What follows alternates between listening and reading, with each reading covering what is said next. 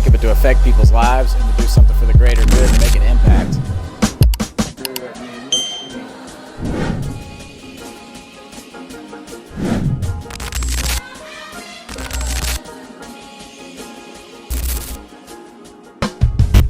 So most people, when they, in fact, I don't think I've ever met somebody who is not in some way, shape, or form looking for happiness. And what I've found is most people associate happiness with, I need more money. So I think it's unique in the fact that we're literally sitting here talking to a billionaire with a B who literally probably has more money than you can possibly spend in a lifetime. What I'm more interested to know, and our viewers I know for sure would like to know, what is the mindset and how does it change?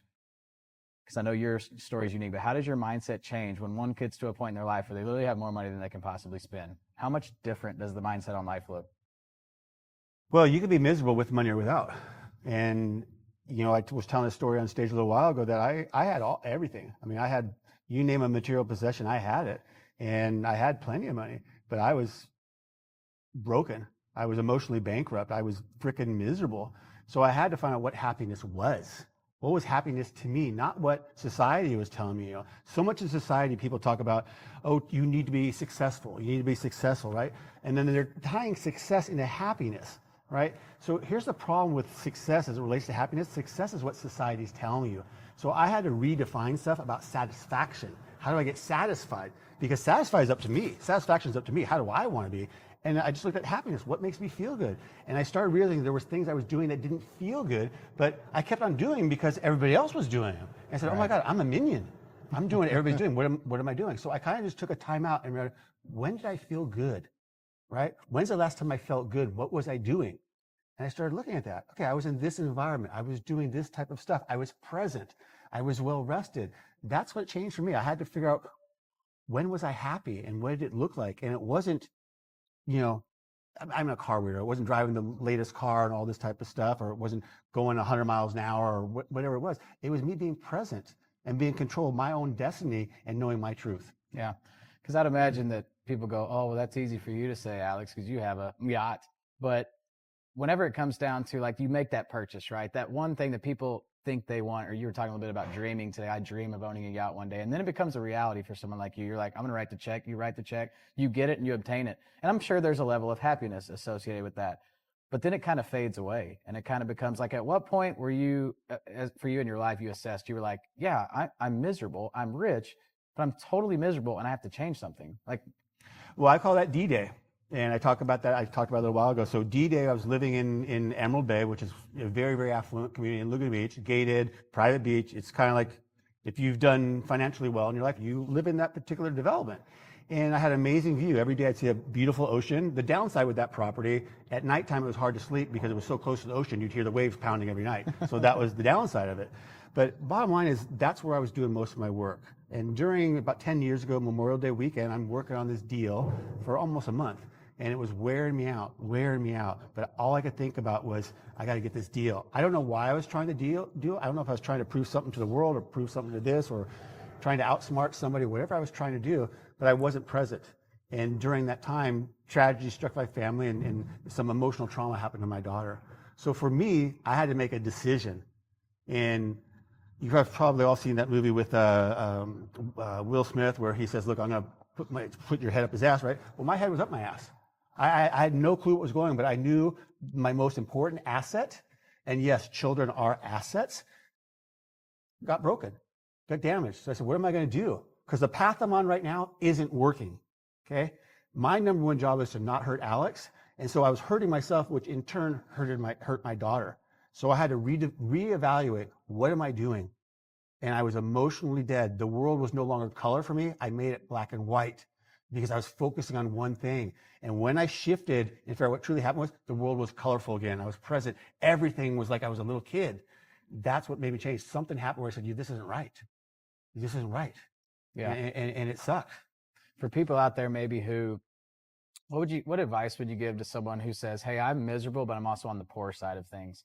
You know, because it's no secret also, there's plenty of people out there who are wealthy. And we talked a little bit about this today with wealth versus success, or wealth versus happiness. And you were alluding it to wealth in your life versus wealth in your bank account. But for maybe somebody out there who is watching this and is like, look, I'm miserable and I certainly don't have wealth. What are some steps they can begin to take? Because I know one of your legacy pieces also is to help these types of people become more happy and wealthy.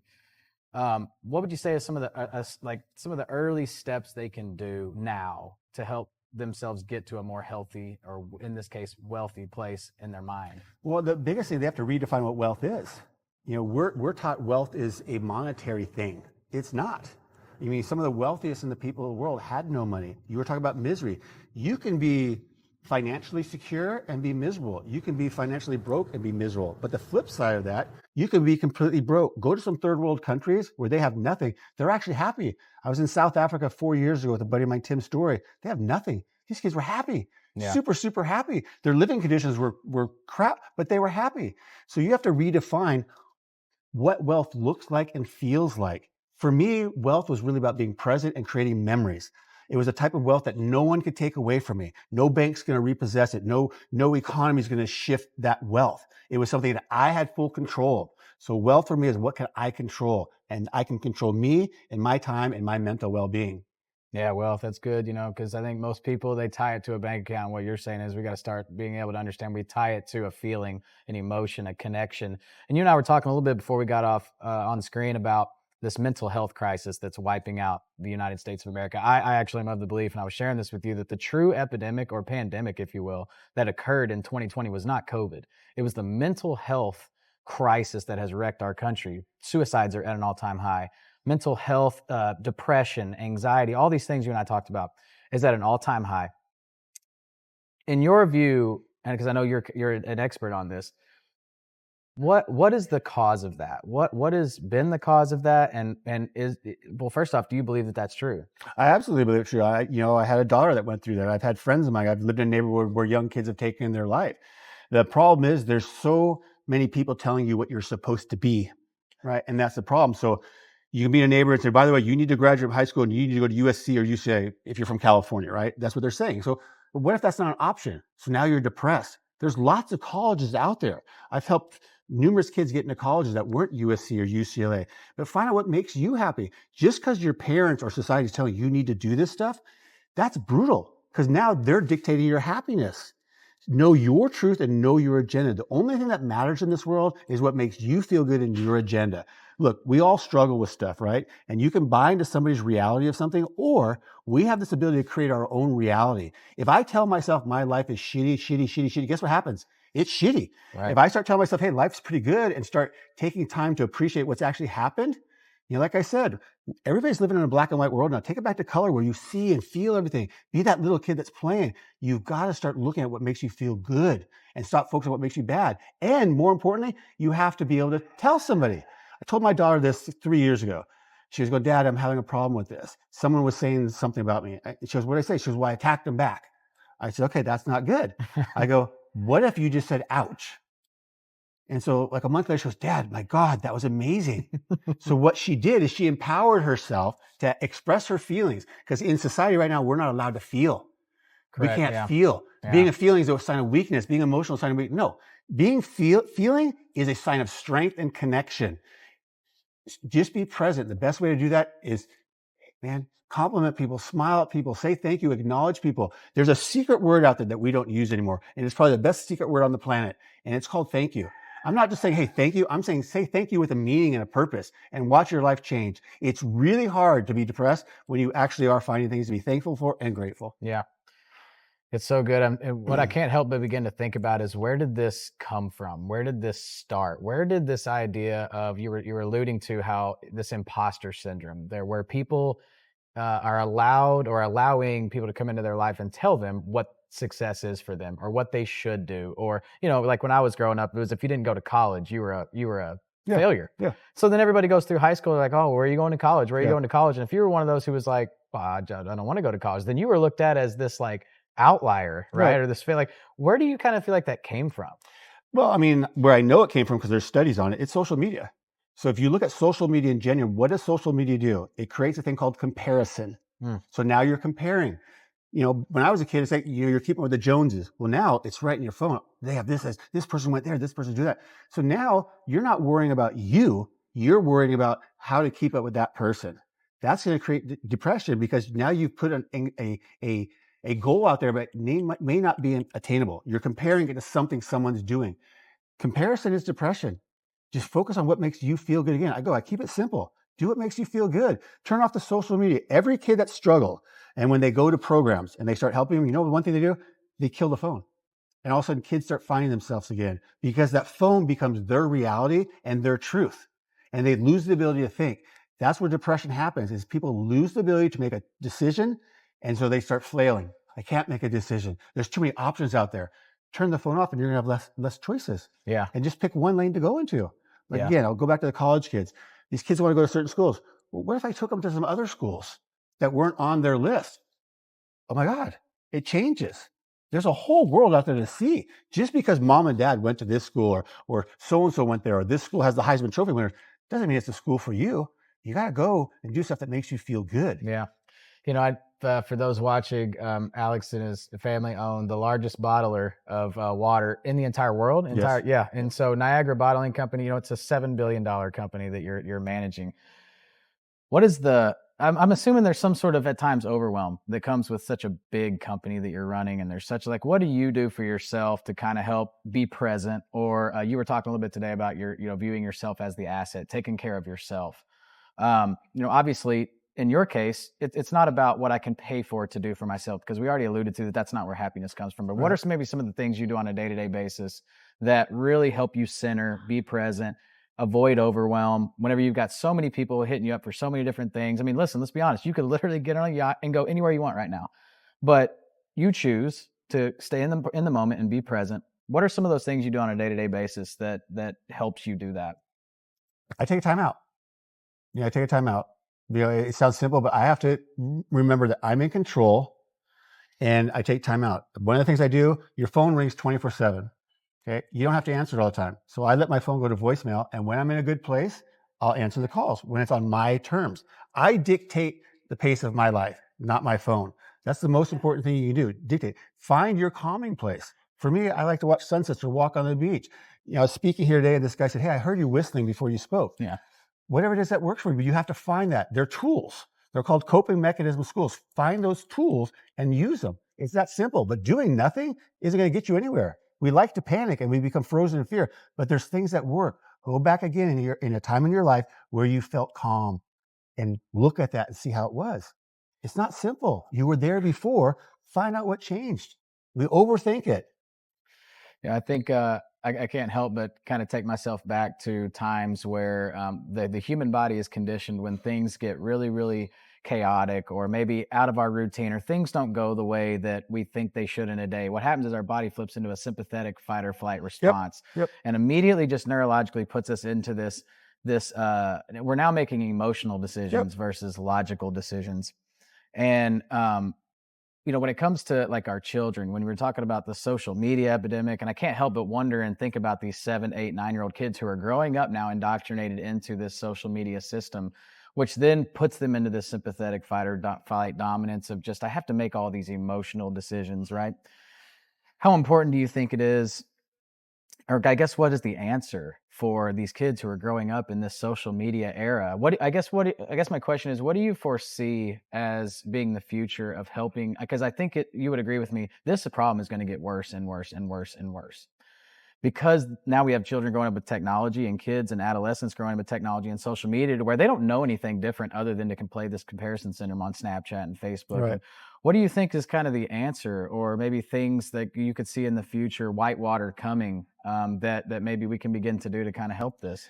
Well, here's what I know. When my daughter was struggling, I had to end up talking to a lot of experts. The one good thing is that I did have money, so I could talk to all the experts.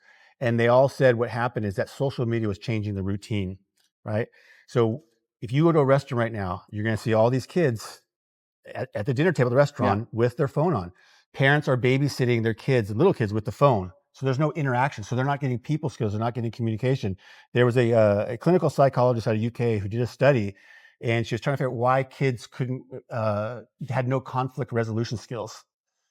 When I was growing up, you'd play handball on the court, you play basketball, and you actually bump somebody in the head, and there's going to be a brawl.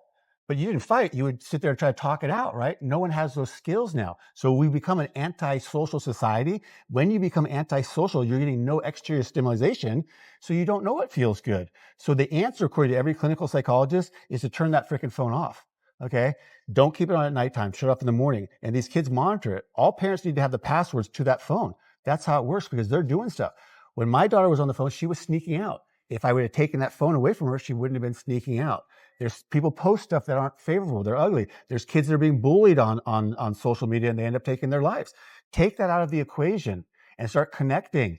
Force your kids to sit down on dinner. Sit down on the couch and watch something like you used to back in the day when I was growing up. You watch TV, talk about stuff, but take the social media off. I'll tell you this random story. I travel a lot. So I'm in an elevator, and it always cracks me up in the elevator. People get in the elevator, and as soon as they get in the elevator, they look at their phone. Yeah, right. I'm going like, what are you thinking? Most likely there's scared of the conversation, and there's probably not self-service in that elevator. That's how bad it is. So I sit there and engage people all the time to break that habit. But as soon as you see something, you turn your head down. That's a problem. The phone is controlling you. I have a T-shirt I made, and it says, "Don't look." And right underneath it, there's a picture of a cell phone, right? Because people instantly look at that, right? Yeah. And the whole thing is simple. The problem is we overthink things. When did the wheels come off the bus? Social media. So start eliminating it. That's why the federal government is trying to eliminate it a little bit. But you got to quit controlling it. Have conversations. Learn how to converse with somebody. Learn conflict resolution. The phone's not going to teach you that. Yeah. What was I want to switch gears a little bit. I know that it would seem in listening to you today that your dad starting that company had a very big impact on your life as far as scaling your company to the point of where it is, and then obviously you came in and took it even further from there.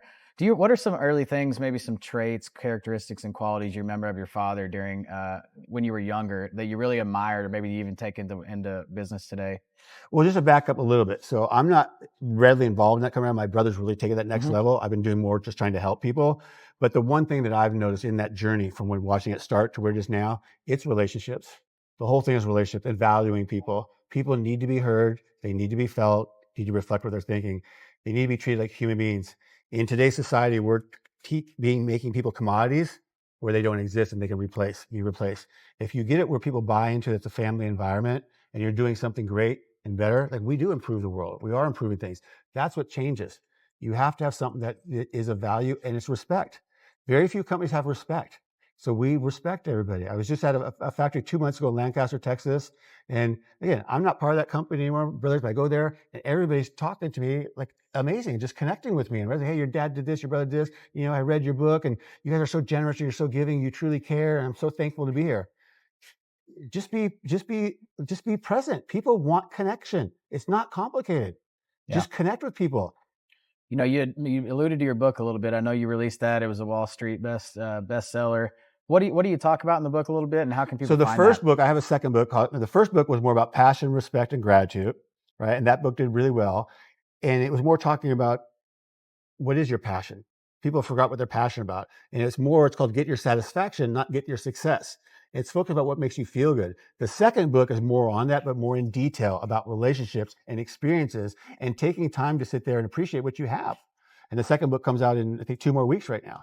But it was a simple book. That first book was only 82 pages, sold over 700,000 copies in less than 4 months. Wow. But it was the message in there that don't blame, passion, follow your dreams, hope, don't blame people, don't quit, right? It was just simple stuff. Yeah. And there were stories about my life in there and what I went through. Again, really short. The next book, there's more detail of that journey. It resonated with people. It's no secret that people who have amassed the level of success that you have, I think when you talk about being passionate, in fact, I think it was Mark Murphy yesterday, he was talking about how he says he thinks it's not follow your dreams, it's follow your talents. Yeah. For you, what has kind of been your superpower or the big talent that you were God-given that you feel like you've been able to leverage today to get you to where you are? I don't know how to quit. So I don't know if it's a God-given talent or not. I don't like quitting. It doesn't feel good, but I've always been able to problem solve. I've been able to my dad taught me to be able to walk through a straight line. Very good. And I've always been mechanically inclined. I can fix pretty much anything except electronics. Electronics I'm horrible at. But if someone said do something, when I got out of the bottled water business, I went into real estate and ended up developing, $250 million worth of real estate. I just knew what I knew, and I knew how to problem solve. And if you don't know how to problem solve, I think it's hard to do anything in business. So you got to find that asset. Earlier today, they were talking about hiring these people and hiring these people. My dad didn't hire a bunch of people when he started. He had to learn it. So I learned that gift. When I was a kid, I was, doing body work on trucks after high school, painting them, putting decals on them, changing transmissions, creating some sort of bottling equipment. You have to have some sort of mechanical aptitude, but you have to have the ability of rational thought and critical thinking. If you don't have those, you're pretty much screwed. It reminds me of, so this particular podcast, it's called the Spa City Podcast, and it's for local people of Hot Springs, Arkansas. Have you ever actually been to Arkansas before? I'm just curious. I have not. I do know the Razorbacks. Yeah, got to know the Razorbacks. Yeah. So Hot Springs itself is very interesting because it's a tourist city in a state where most people don't think there's tourism. Yeah. But there's lakes, there's hiking. I heard Arkansas is beautiful. It's beautiful. Yeah. If you were to just be heli dropped there and blindfolded, Yeah. or we took the blindfold out, like, what state are you in? The last place you'd say is Arkansas. Yeah. But in a place like Arkansas, because it's 49th out of 50 in the U.S. in a lot of categories, healthcare, spending, salary, income. What tends to happen then is because of that, there's it's very segmented. There's affluent, and then there's poverty, and there's really not much in between. For those people who are saying, hey, I'm succumbing, and I believe in what you're saying when it comes to wealth does not come from what's in my bank account, but there's a lot of generational pass down in Arkansas. So and you can really appreciate this, as it was my great grandfather started this hardware store. Yeah. And I still run it to this day, and I take a lot of pride in that. Would you say that in that particular sense that is what you're kind of alluding at wealth to? Yeah. It's really cool. And I've gone to small towns like that, and they say, well, this is so-and-so store, and it passed on. That's kind of cool. Yeah. That's a connection, right? And that's next level wealth. And the reason why it's next level wealth, look at the stories. Let's say that hardware store started in 1890 or whatever, right? Yeah. Look at the stories. That is next level wealth. I love, last year, my brothers and I went for Father's Day. We took one of the jets down, went down the yacht that was in La Paz, and my dad started telling stories. And he told a story that we've all heard before, but this time it sounded differently. And it was about his father leaving Macedonia, knowing he's never going to see his mother or his sister again, and coming and starting a new life out here. That's the generational wealth. It's amazing. It's just the stories. Yeah. And we don't have those stories anymore because people keep on bouncing. But it's a story. I'm trying to get my daughter to understand about Niagara bottling, other people, so you understand what it's doing. It's when I was involved in it, it was overwhelming, and it took a lot from me. So when I did go away and focus more on other business, it was different. But I have an utmost respect for what it's done because it's history. It's changed the whole beverage industry. So that's a sense of wealth that when you hear other people talking about what your family's done, you hear about, hey, I met your dad and he's this. That's kind of next level wealth. You're impacting people. Yeah.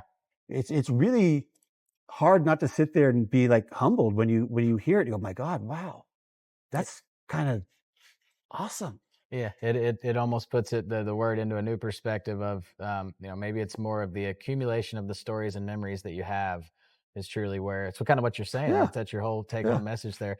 Well, listen, man, I know you're a super busy guy. I just appreciate you taking some time out of your day to pop on this podcast here. Appreciate it. Is there anything last little parting words you'd like to give our audience as it relates to wealth? Well, here's what I've Advice. done with wealth. To accumulate any wealth, you have to know where you are. You have to have that starting point. So I have a website called emotionallydebtfree.com, and on there's a little quiz. It kind of helps you know where you are, so you have a starting point. Anything in life, you have to have a starting point, whatever you're trying to do. So that's the only parting gift. You got to find a place to start. When I came here, I had to find out where I was. Look at my phone. The GPS tells me where I'm going. In life, you have to have a starting point. You can't just say, hey, by the way, I'm going to be happy when you're not even happy yet. Find that point of where you're going to start and go on that path. And then one last thing, throw away that to-do list and focus more on a to-be list. Find out what you want to be, because you're the person who knows what you want to be. To-do list is what society's telling you. That's it. Appreciate it, That's brother. good, man. I appreciate that. Right, What was that thanks, website again, in case they want to do that? Emotionallydebtfree.com. Emotionallydebtfree.com. Go and check that out. Take that quiz. And again, Alex Paykoff checking off here from Nashville. Appreciate it. Thank you, guys.